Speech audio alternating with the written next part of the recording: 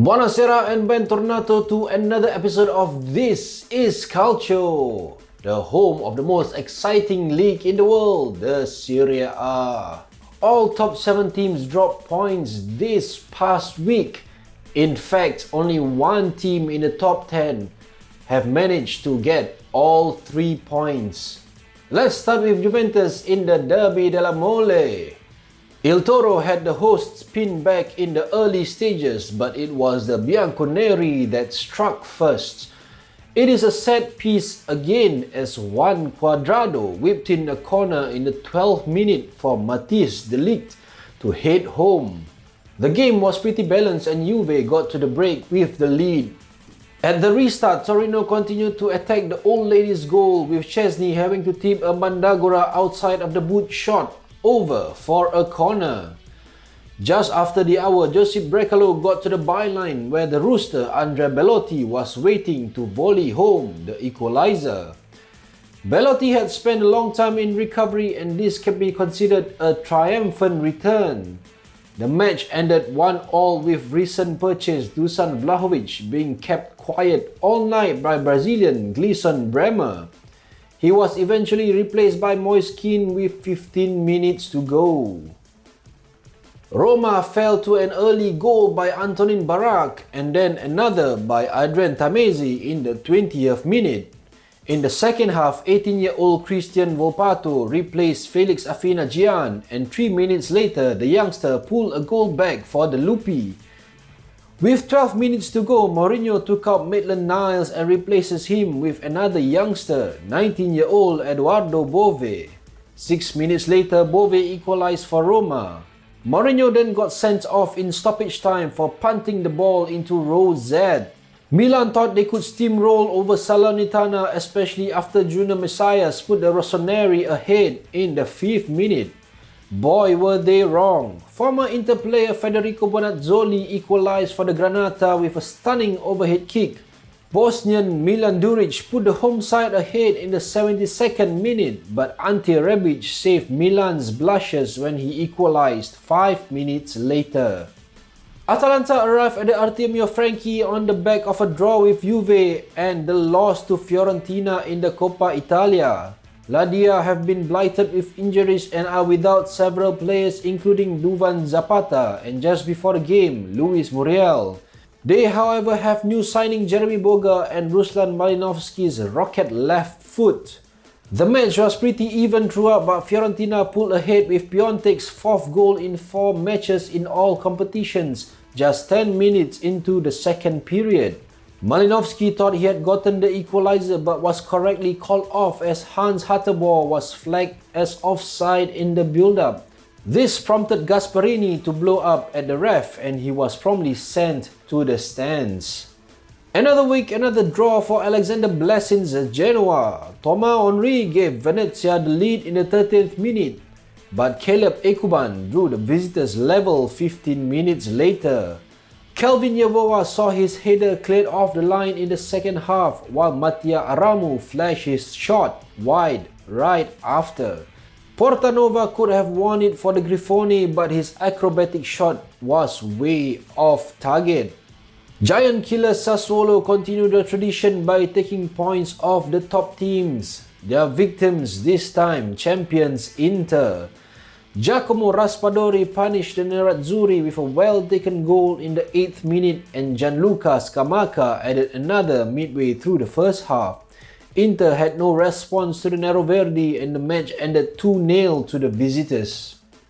Lazio was the next top 7 team to drop points last weekend when they travelled to Udinese. Gerard Deulofeu opened the scoring for the hosts after just 5 minutes. Makengo could have added another goal for the Friulani, but he skied the ball from close range after Deulofeu had done nice work on the left.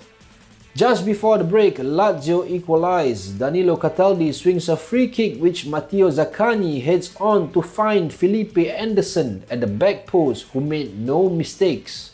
Nahuel Molino could have won it for Udinese in stoppage time, but his fierce shot from just inside the penalty area crashed against the crossbar. After Milan's draw and Inter's loss, Napoli had the opportunity to go top if they win. The Partenope had the first real chance, but Alessio Cragno tipped Di Lorenzo's effort over the bar. Cragno again denied Napoli as he tipped yet another shot over, this time from Mario Rui. A howler by Ospina gifted Cagliari the first goal.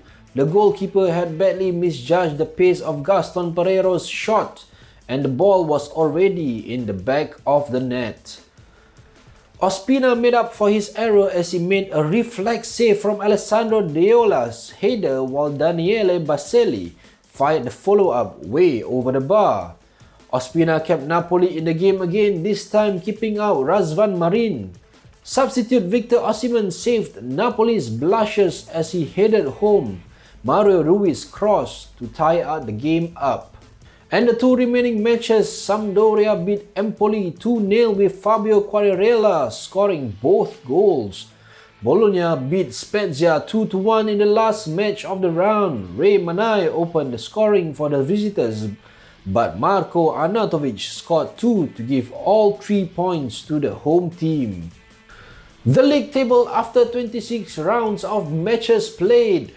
Milan are still top of the table with 56 points and Inter still in second, but 2 points adrift. They also still have a game in hand, while Napoli are level on points with Inter in third position. Juventus couldn't pull away much from the trailing bunch in the race for fourth place, having only drawn the match with Torino. They are now still fourth with 47 points, but Atalanta is only 3 points behind in fifth. Atalanta also still have a match in hand. Lazio remain in sixth position, while Fiorentina replaced Roma in seventh. At the bottom of the table, Cagliari and Venezia shared the same number of points, with Venezia having a game less. Genoa and Salernitana make up the bottom two again, with Genoa having 16 points and Salernitana having 14 points, but with 2 games in hand. Let's take a look at the matches for round 27. Fiorentina travels to the Mapei Stadium to take on giant killers Sassuolo. The Viola have only won once against the Neroverdi in their last 8 Serie A matches, and that was in 2019. With the reverse fixture, this season ended in a 2-2 draw. Sassuolo Tridente have a combined total of 28 goals this season, and there is nothing to suggest that none of them will score in this match. Fiorentina would want to win this match to keep up in the race for Europe and also to create momentum ahead of their Coppa Italia semi-final match against Juventus, with Dusan Vlahovic returning to Florence for the first time since his move to the Bianconeri. Fiorentina's direct rival for a European spot, Lazio, will be hosting Napoli at the Olimpico on Monday morning. With both teams having Europa League matches before this, it looks like this match could go either way. However, Napoli beat Lazio 4-0 in the reverse fixture. With the current capocannoniere leader Ciro Immobile doubtful for this match, it might be a little too difficult to break through the stingiest defense in the league. Milan will host Udinese at the San Siro on Saturday morning, while Genoa entertains Inter later at 4 a.m. Bottom of the table team Salernitana welcomes Bologna on Saturday 10 p.m, while Empoli will welcome Juventus to Tuscany on Sunday 1 a.m. Torino will face off against Cagliari on Sunday 7:30 p.m, while Hellas Verona will be up against Venezia at 10. Spezia will entertain Roma on Monday morning, while Atalanta will welcome Sampdoria on Tuesday morning. It looks to be a straightforward week for the top 2 clubs, but as the past week have shown us, Nothing is certain in the Serie A. That's all I have for you tonight. Thank you for watching. Arrivederci.